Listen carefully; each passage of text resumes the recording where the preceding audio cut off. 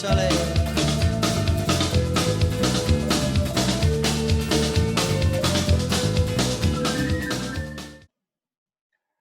Voilà, donc on a la courbe paramétrée, x de t égale 2 cos t moins sinus t, y égale ça. Donc c'est une courbe des deux fonctions x et y hein, qui sont clairement de classe C infinie sur R tout entier, qui sont aussi 2π périodiques. Ce qui veut dire que le point, je vous rappelle le point t, hein, enfin le point m, le mobile, quoi, le paramètre t qui a pour coordonnées x de t, y de t, il va donc vérifier cette propriété. Oh, on va y arriver. Donc, il va tourner en fait votre point M. Alors là, il ne va pas tourner autour d'un cercle, hein, mais il va tourner puisque le point de paramètre t plus 2π va se retrouver au même endroit que le point au paramètre t. Donc le domaine d'étude, le domaine de tracé, ça sera 0, 2π. Hein. En faisant un intervalle de longueur 2π, vous aurez toute la courbe. Ensuite, on regarde s'il y a des symétries. Ouais. Donc si on fait x de t plus pi, bon ça j'ai dû le faire dans le poly, donc cosinus t plus pi ça fait moins, si moins cosinus ça serait moins sinus, donc on doit trouver moins ça, moins x de t, et y de t plus pi, ben là on va avoir un moins et un moins, donc on va retomber sur y de t. Donc on a une symétrie par rapport au y. D'accord? Autrement dit, si je fais le petit dessin, hein, c'est ça qui est important, vous placez par exemple ici le point m de t, qui a pour coordonnées x de t et y de t, et vous dites où va se trouver le point de paramètre t plus pi. Ben, l'abscisse, c'est l'opposé de x de t, donc on va être ici, et l'ordonnée est la même. Donc le point m de t plus pi, il va se retrouver là, et donc vous voyez bien que c'est le symétrique par rapport à l'axe OY. Donc on a cette symétrie. Ce qui veut dire que votre domaine d'étude, il va se faire sur un intervalle d'amplitude pi, et ensuite, par la symétrie, en rajoutant t plus pi, là, on aura quelque chose sur pi de pi, et ensuite la périodicité, elle nous donne toute la courbe. Bon, alors, en fait, je vais changer par rapport à ce que j'ai fait dans le poly, je vais complètement changer. Je ne vais pas prendre le domaine d'étude égal à 0 pi, parce que c'est, vu ce que je vais faire après, ça ne va pas être le plus pratique. Donc, je vais prendre moins pi sur 2, pi sur 2. Mais ça n'a aucune importance, parce qu'en fait, quand vous faites l'opération t donne t plus pi, cet intervalle, il va devenir pi sur 2, 3 pi sur 2. Et donc, si vous réunissez ces deux intervalles, vous aurez un intervalle d'amplitude 2π. Et donc, sur un intervalle d'amplitude 2π, vous aurez toute la courbe. Et vous allez voir que ça va être un peu plus simple de raisonner là-dessus, notamment pour manipuler la fonction arctangente. Alors, donc les dérivés, c'est les mêmes. Hein. Enfin, tout ce que j'ai fait dans le poly, il n'y a rien qui change. Donc, je calcule x' et y'. Alors, je vais détailler un peu plus x'. Là. Donc, x', on trouve ça. Et ça, hein, j'ai eu le mauvais réflexe de le transformer, de voir ça comme quelque chose qui ressemblait à ça. Là. A cosinus t plus b sinus t. Et quand j'ai ça, moi, je factorise, hein, je vous l'ai dit, par racine de A2 plus B2, etc. Bon, donc ça, je vais pas le faire du tout. On va juste regarder tout simplement où est-ce que x' s'annule et ensuite regarder son signe.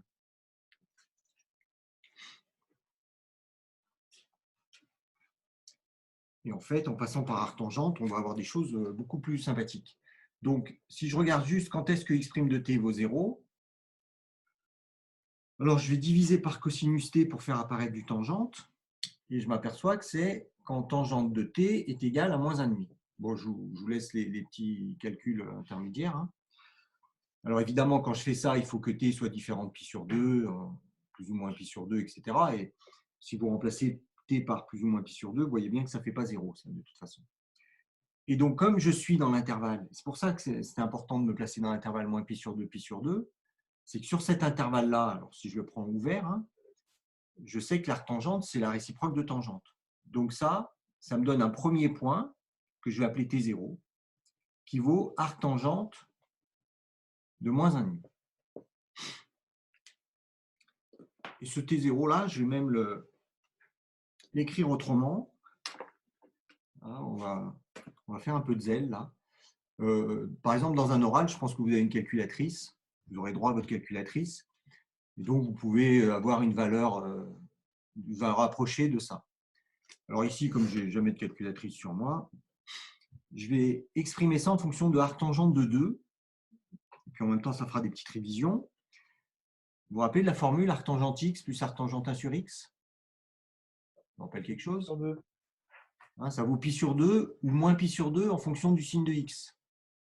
Et comme ici, mon x, il vaut moins 1,5, bah, T0, il vaut, donc ce truc-là, plus arctangente de moins 2, ça vaut moins pi sur 2. Donc ça vaut moins pi sur 2, moins arctangente de moins 2. Autrement dit, ça vaut moins pi sur 2 plus arctangente de 2. Alors, vous allez voir pourquoi je fais ça. Ensuite. Bon, donc ça, c'est mon x', et je sais que x', il s'annule uniquement ce point-là sur l'intervalle moins pi sur 2, pi sur 2. Ensuite, j'aurai besoin de regarder quel est le signe de x'. Alors ça, je vous donnerai directement le résultat. Alors, ce n'est pas si simple que ça. Enfin, c'est pas si simple. Comme on sait qu'il s'annule quand T0, après, il faut regarder. Hein, à droite de T0, il va être de signe constant. À gauche de T0, il va être de signe constant. Vous prenez un ou deux points pour voir quel est son signe et vous verrez. Alors ensuite, je fais la même chose avec y'. Donc y' de t, c'est un petit peu plus compliqué. Alors je pourrais me servir du fait que c'est… Non, ça ne servira à rien. Donc y', je l'ai calculé. Alors je l'avais calculé dans le poly. Alors je ne vais pas refaire mes calculs. Hein. Sortir un petit poly, ça sera plus simple. Donc y' de t, normalement, après simplification avec un peu de trigo. Donc je vais le laisser quand même sous cette forme-là. 2 cosinus de 2t moins sinus de 2t. Donc, on trouvait ça. Et ça aussi, je vais pas refaire mon A, mettre racine de A2 plus B2 en facteur. Je vais regarder quand est-ce que ça s'annule, cette bestiole. Et donc, ça s'annule. Donc, je vais de nouveau diviser par cosinus pour faire apparaître un tangente. Donc, ça fait tangente de 2t qui vaut 2. Et ça, c'est… je regarde est-ce que j'ai le droit de diviser par cosinus. Si le cosinus s'annule, le sinus ne s'annulera pas. Donc, ce n'est pas un point où y' sera annulera. Bon, et tangente de 2t égale 2, là, alors là, par contre, il faut faire attention, parce que mon 2t, il appartient non plus à l'intervalle moins pi sur 2, mais à l'intervalle moins pi pi. C'est-à-dire qu'on déborde de l'intervalle moins pi sur 2, pi sur 2. Donc ça, quand est-ce que tangente de t est égal à 2? Eh bien, quand 2t est égal à arctangente de t, de 2, mais modulo pi. Parce que donc il faut que je mette kpi, quoi, parce qu'il ne faut pas oublier que la tangente, elle est pi périodique, etc. Et ensuite, je vais regarder quels sont les points qui sont dans l'intervalle, dans mon intervalle d'étude. Donc ça me donne t égale 1/2 de arctangente de 2. Vous voyez que l'arctangente de 2, c'est pour ça qu'ici, j'ai utilisé arctangente de 2, plus kpi sur 2. Et donc, il faut que je regarde parmi ces points-là, lesquels sont dans l'intervalle moins pi sur 2, pi sur 2. Alors, donc le T0 ici, on l'a enregistré. Je vais peut-être encore un peu de place là. Donc ici, je vais avoir 2 points. Donc il y en a un que je vais appeler T1, donc qui correspond à k égale à 0 ici, donc qui vaut 1/2 de arctangente de 2. Donc ça, c'est un point où y' s'annule. Et puis je vais en avoir un autre. Donc si je rajoute pi sur 2, il est clair que je vais sortir de mon intervalle moins pi sur 2, pi sur 2. Hein, donc celui-là, il ne m'intéresse pas. Bon, celui qui m'intéresse, c'est celui-ci. C'est moins pi sur 2 plus, c'est pour k égale à moins 1 en fait. Hein. Ici, je fais k égale à moins 1. Et j'ai ce point-là, qui est donc aussi un point où j'aurai y' qui sera égal à 0. Donc, Y', il va s'annuler 2 fois sur mon intervalle. Moins pi sur 2, pi sur 2. Bien. Et après, il faudra regarder le signe. Bon, le signe, c'est pareil. Il faut regarder cette expression-là. Bon, alors avec tout ça, je vais pouvoir tracer mon tableau de variation. Alors là, je vais le faire différemment que ce que j'ai fait dans le poly, parce que dans le poly, je n'arrivais pas à le faire avec mon petit logiciel. Là. Donc, quand vous faites un tableau de variation, en fait, vous mettez les deux fonctions x et y dans le même tableau. Donc, on est entre moins pi sur 2 et pi sur 2. Là, il faut le faire très grand parce qu'il va prendre de la place. Et là, il faut que je place mes points. Alors, je vais mettre 0 ici quand même, parce qu'on va regarder ce qui se passe en t égale à 0. Hein. Et on va en rajouter plein des points d'ailleurs. Alors, je vous rappelle que j'avais mon T0 qui valait, je ne sais plus, qui valait pi sur 2, non, moins pi sur 2. C'était ça, hein, plus arctangente de 2. Et là, j'ai un moins pi sur 2 plus 1 demi de arctangente de 2 pour T2. Donc T2, il est plus petit que T0. Donc je vais avoir ici T2, je vais avoir T0. T0, il est négatif. Ensuite, j'aurai T1 qui est tout seul, qui est positif ici. Donc T1 qui vaut un demi d'arctangente de 2. Et ce qui est intéressant, c'est de rajouter arctangente de 2, parce que arctangente de 2, c'est le paramètre où x et y s'annulent. Si vous regardez quand est-ce que x et y s'annulent, quand x s'annule, hein, si vous regardez bien, il s'annule quand t est égal à arctangente de 2. Bon, ensuite, je mets... Alors après, là, il y a plusieurs écoles. Hein. Je vais effacer y'. Ça, j'en ai plus besoin, parce que j'aurais vraiment besoin de la place, là. Sur un tableau à 15 étages. Non, il n'y a pas 15, il y a 5. Donc ici, je vais mettre x de t. Là, j'aime bien mettre y' ici et y là. Bon, il y en a qui peuvent inverser, là, mais bon, voilà. Bon, ça, c'est personnel, hein, si vous voulez faire comme ça. Comme ça, j'aurai les variations de x et y qui vont apparaître comme ça, l'une en dessous de l'autre. Donc, x', on a dit qu'il s'annulait en t0. Alors après, vous pourrez regarder ici quand est-ce que c'est plus et moins. Je vous passe les détails. Ici, on a plus et ici, on a moins. Voilà. Donc, x va être croissant entre moins pi sur 2 et t0 et va être décroissant ici. Alors, en moins pi sur 2, vous pouvez regarder les valeurs. Ici, je trouve 1. En arctangente de 2, je vous ai dit que ça valait 0. En 0, on peut facilement trouver la valeur. Donc, si je ne me trompe pas, c'est 2. Et puis, en pi sur 2, c'est moins 1. Voilà. Donc là, je sais à peu près ce que va faire x de t entre moins pi sur 2 et pi sur 2. Alors ici, il faudrait une petite calculatrice pour calculer cette valeur-là. On peut même la calculer hein, en utilisant des petites formules de Trigo. Je crois que c'est racine de 5, mais je ne suis pas très sûr. Enfin, peu importe. De toute façon, on s'en fiche.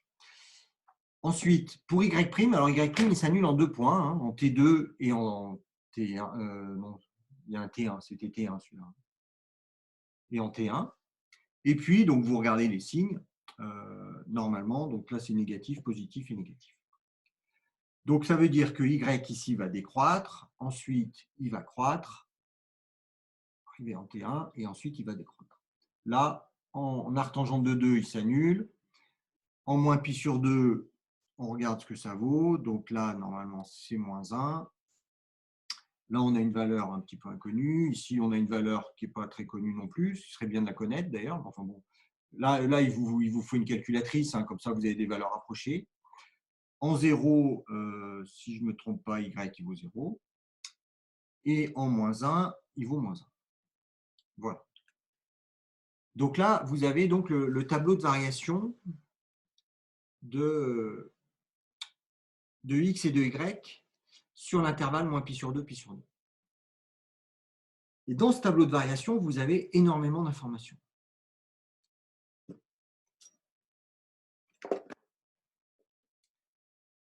Ce qu'il faudrait trouver, c'est des valeurs ici, hein, des petites valeurs approchées là, au point particulier. Hein. Donc là, vous avez des petites valeurs qu'il faudrait compléter,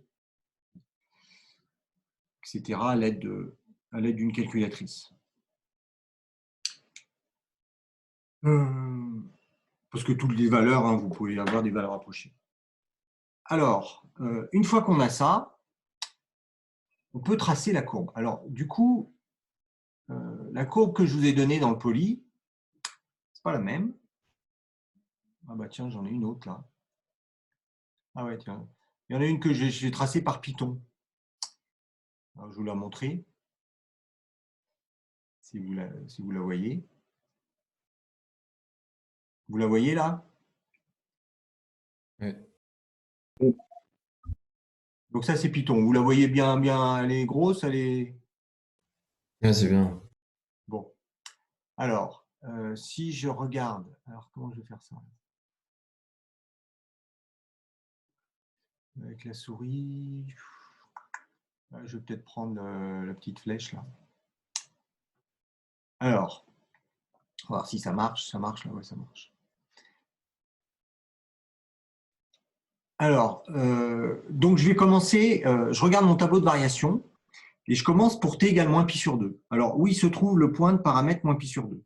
Ben, je regarde, x de t vaut 1, enfin x de pi, moins pi sur 2 vaut 1, si je ne me suis pas trompé.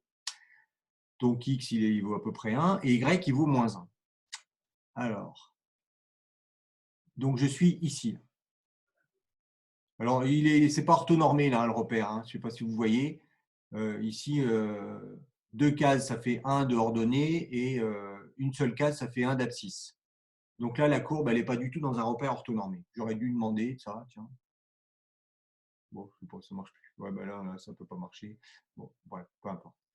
Donc, je pars d'ici. Et ensuite, je regarde ce que fait x. X, il augmente. Donc, comme il augmente, je vais partir vers la droite. Y, il décroît. Donc là, je vais baisser. Et donc, je vais baisser ici jusqu'au point de paramètre T2. Donc, le point de paramètre T2, il est là. Alors, pourquoi est-ce que c'est celui-là? Parce qu'en ce point-là, j'ai Y' qui est nul. Donc, Y' est nul, mais pas X'. Ça veut dire que vous avez une tangente horizontale. Donc là, vous la voyez bien, la tangente, elle est là. Ensuite, je continue. Y, il décroissait, mais maintenant, il se met à croître.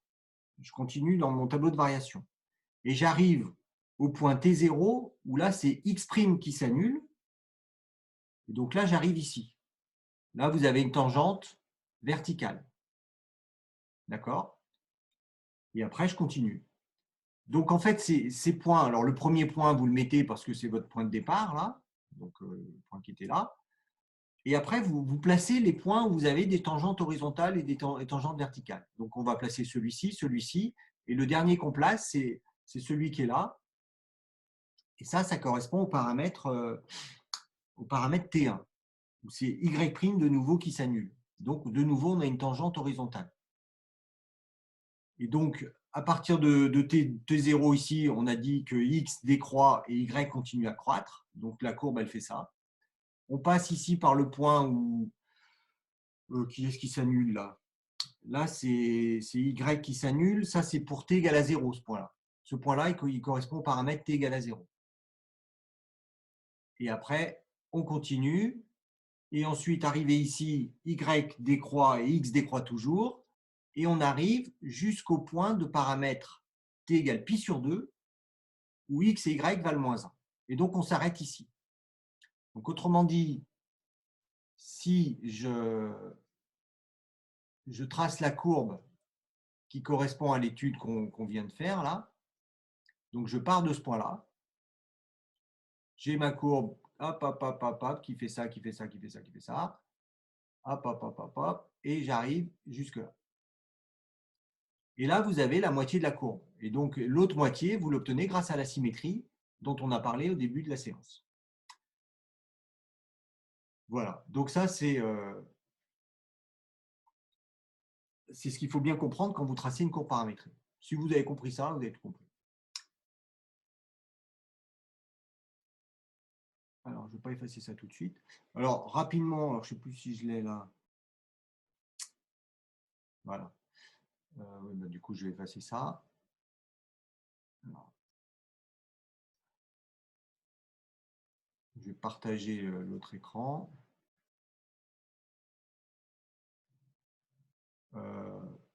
par rapport à ce que je vous ai donné moi dans le poly, l'étude, c'était pas la même.